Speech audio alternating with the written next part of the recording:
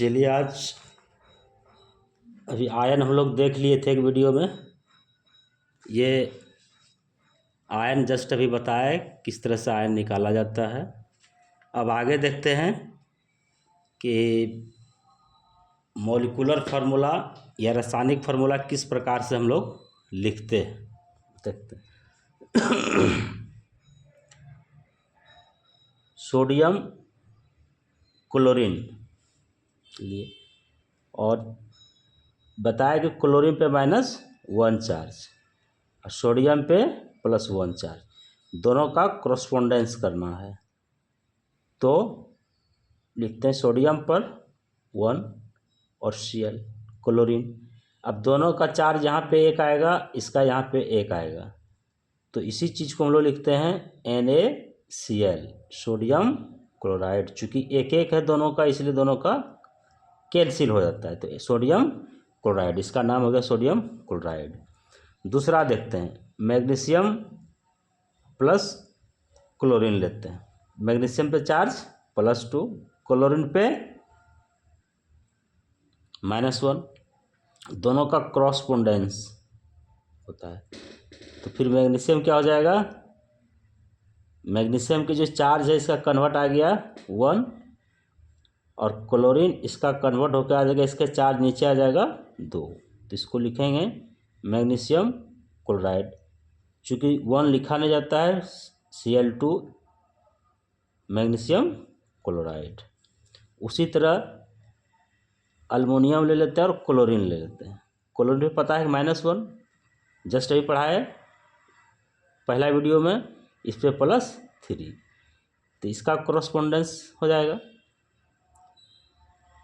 Aluminium का ये हो जाएगा 1 और क्लोरीन का +3 चार्ज था, नीचे 3 हो जाएगा, तो हो जाएगा अल्मोनियम क्लोराइड। इस तरह से हो गया। उसी तरह दूसरा चीज़ अगर हम निकालते हैं, कैल्शियम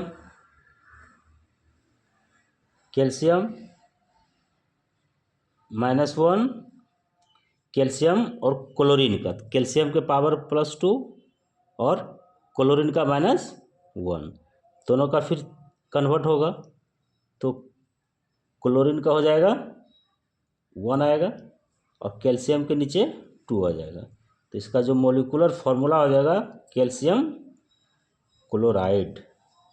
क्या हो जाएगा, कैल्शियम क्लोराइड।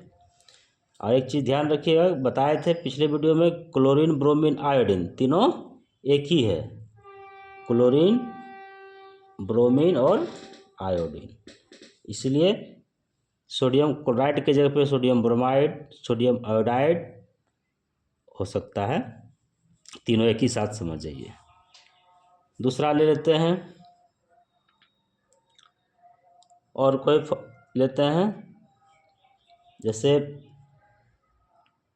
मैग्नीशियम और ऑक्सीजन। ऑक्सीजन का -2 पिछले वीडियो में बताए थे, इसका +2, दोनों का कन्वर्ट करेंगे, तो मैग्नीशियम क्या हो जाएगा, यहाँ भी 2 हो जाएगा, क्योंकि इसका पावर इसके साथ और इसका पावर इसके साथ, तो दोनों फिर कैंसिल हो जाएगा चूँकि समान है, तो मैग्नीशियम ऑक्साइड, ये फार्मूला हो गया इसका। यानी ये लिखा कैसे आता है ये चीज़ हम बता रहे हैं, ठीक है। उसी तरह दूसरा ले लीजिए, सोडियम ऑक्सीजन। सोडियम का होता है -2, अब सॉरी सोडियम का +1 तो लिखा नहीं आता, +1, ऑक्सीजन का -2, तो दोनों का क्या होगा, ट्रांसफ़र होगा, तो सोडियम हो जाएगा नीचे आ जाएगा 2 और ऑक्सीजन के नीचे क्या आ जाएगा 1, तो Na2O, 1 तो लिखा नहीं जाता है, तो ये उसका सोडियम ऑक्साइड। इस तरह का ये उसका नामकरण हम लोग करते हैं। और लेते हैं क्या, ferrous oxide. Ferrous oxide oxygen कैसे होता है, इस पे -2 और इस पे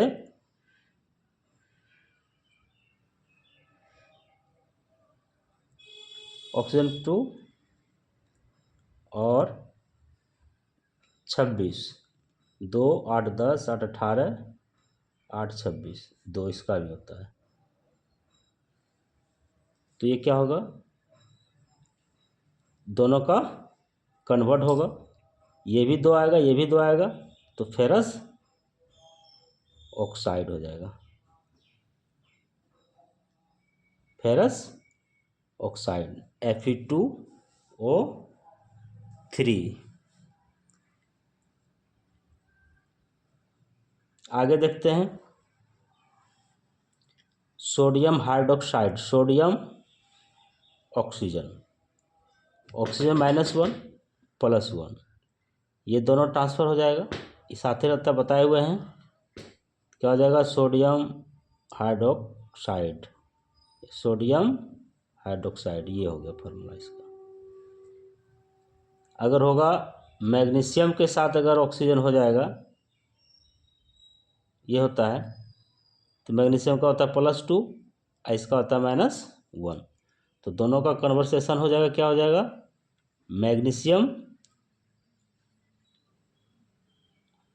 तो ये इसके पावर जो है, ये पावर कन्वर्ट हो जाएगा, इसके नीचे हो जाएगा, और इसके पावर 1 है तो 1 ही रहेगा, तो इसका फॉर्मूला हो गया MgOH2, ये फार्मूला हो गया। इसी तरह से हम लोग